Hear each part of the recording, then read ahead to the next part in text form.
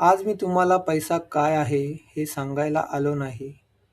आज फक्त पैसा काय नाही याचा विचार करतोय. पैसा म्हणजे आनंद नाही, हे आपण सगळे जाणतो. पण तरीही आपण तो मिळाला की थोडा आनंद मिळेल अशी अपेक्षा ठेवतो.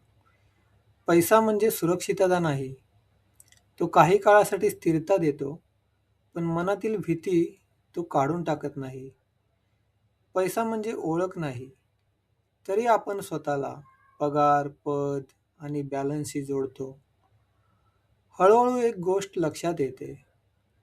पैसा आपल्या आयुष्यात येतो, पण तो आपल्याला ओळखत नाही.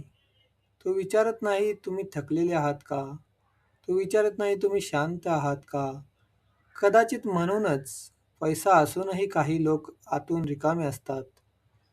आज उत्तर शोधायचं नाही, फक्त एवढंच पाहायचं आहे, आपण पैशाकडून जे अपेक्षित ठेवतो ते खरंच त्याचं काम आहे का? आज इतकंच. थोडा विचार करा आणि शांतपणे पुढे चला.